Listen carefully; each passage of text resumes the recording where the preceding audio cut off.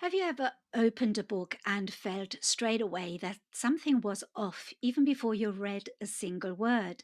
The font on the cover did not quite match the inside, or the body text was too tight, or the prompts and the dates and the page numbers all looked the same and the page felt cluttered.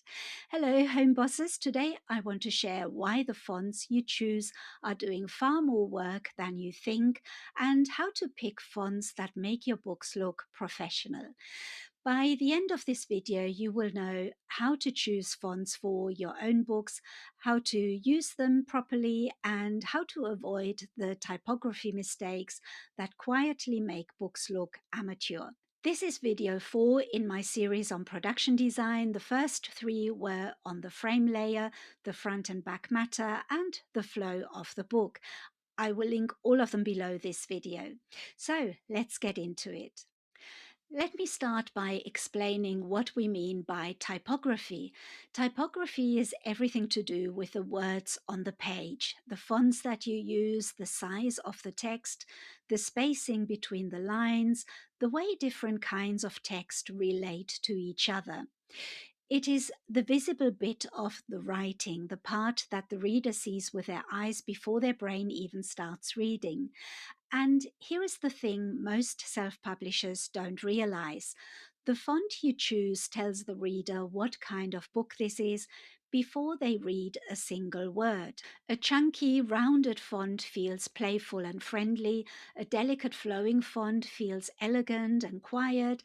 A bold serif font feels serious and authoritative, and a typewriter style font feels casual and personal. So, if you pick a font that does not match the tone of your book, the reader feels the disconnect immediately, even if they can't say why. So, typography is not just about choosing something that looks nice, it is about choosing something that says the right thing for your book. And in our production design framework, this is what we call the type layer. It is one of the 5 layers that work together to make a book feel professional. Let me share 5 practical rules that you can apply to your own books. Rule number 1: use no more than 2 fonts inside your book. This is the single most important rule, and it's the easiest one to get right. 1 font for headers and titles, 1 font for body text.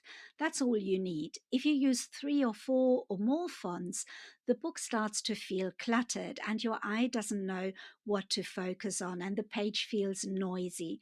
2 fonts is the professional standard, and it works for every kind of book: picture books, journals, planners, activity books, fiction, non-fiction, all of them. If you look at any traditionally published book on your shelf, you will see this rule in action: 1 font for the body, 1 font for headers, chapter titles, or any other special text, just 2. Rule number 2 is match the inside of the book to the cover. The font on your title page should match or pair well with the font on your book cover. Most traditionally published books do this, and it makes the whole book feel cohesive from the first page. If you worked with a cover designer, you can ask them to send you a PNG of the title text from the cover. You can then drop that onto your title page so the typography matches exactly. Most designers are happy to do this, and some include it in their package. If you designed your own cover, just use the same font on your title page that you used on the cover, and this single change makes a real difference. A book where the cover and the title page use the same font feels considered, and a book where they don't feels a little bit disconnected, even if the reader can't say why. Rule number 3 is pair your fonts properly. When you choose your 2 fonts, you want them to contrast with each other, not compete. And the simplest way to do this is to pair a serif font with a sans serif font. Serif fonts have little decorative strokes at the ends of the letters, and sans serif fonts do not. The contrast is what creates clear hierarchy and makes the page easy to read.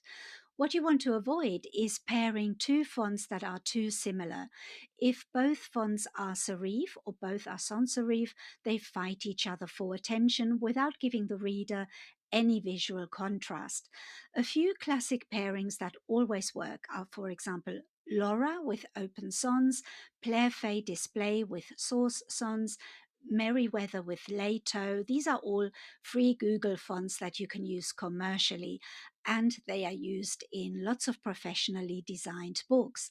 If you're not quite sure, you can always Google font pairing and it will give you some suggestions. And rule number 4 is use size and weight to create hierarchy. Hierarchy is a fancy word for the order of importance on a page. The reader's eye should know what to look at first, second, and third. If your prompts and your dates and your page numbers are all the same, or they all look the same, the page feels flat and the reader doesn't know what to focus on. The fix is simple. Make important things bigger or bolder, and make less important things smaller or lighter. Page numbers can be small and be tucked into a corner. Section headers can be bigger and bolder. Body text sits in the middle, and you don't need extra fonts to create hierarchy. You just need to vary the size and the weight within the fonts that you've chosen. And this is one of the easiest improvements you can make to any book that you publish. Have a look at a page from one of your own books. If everything on the page looks the same weight, you have a hierarchy problem. Just make some things bigger and some things smaller. And rule number 5 is mind your line spacing. Line spacing is the space between each line of text. Too tight and the book feels cramped and uncomfortable to read. Too loose and the page feels empty and uses up too much space. For body text, aim for line spacing that is about 1.4 to 1.6 times the font size. So if your font is 11 points, your line spacing should be around 15 to 18 points. Most design tools have a setting for this. In Canva, you can adjust it in the text settings. In Word, it is under paragraph spacing. And for picture books, give your text generous space. Children's books are often read aloud by tired parents at the end of the day, and spacious text is much easier to read in low light. For low content books like journals, line spacing also affects how comfortable the book is to write in. If the lines are too close together, the user does not have enough room to actually write. So for any book where the reader will write inside it, leave plenty of space between the lines. And if you have a book already published and you suspect that the typography is not quite right, here's the good news. You can fix it. Open your interior file and ask yourself 3 questions. Are you using more than 2 fonts? Is your hierarchy clear? And is your line spacing comfortable? If you're using more than 2 fonts, simplify down to 2. If your hierarchy is unclear, increase the size or weight contrast between your main text and your headers. If your line spacing feels cramped, increase it. Just remember that changing the interior file changes your total page count, which changes the spine width on your cover. So if you make significant changes, you might need to update your cover as well using the KDP cover calculator.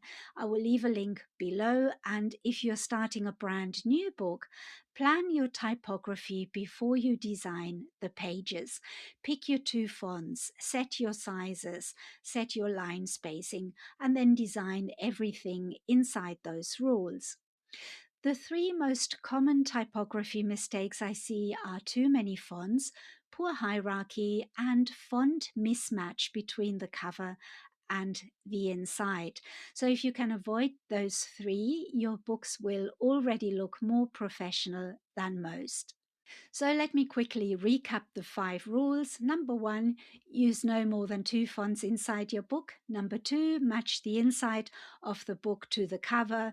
3, pair your fonts properly with contrast between them. 4, use size and weight to create hierarchy. And 5 is give your line spacing room to breathe.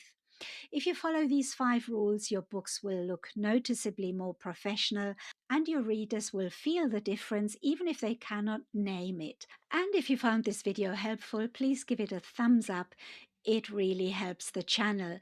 So this is the fourth video in my series on production design. There's one more coming on format, which covers the physical decisions about your book, like trim size and paper.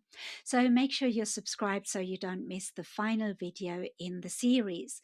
You can also find more on this topic inside my Home Boss Academy membership. I have a mini course on production design in there with extra lessons and templates. The link is below, and I would love to hear from you in the comments.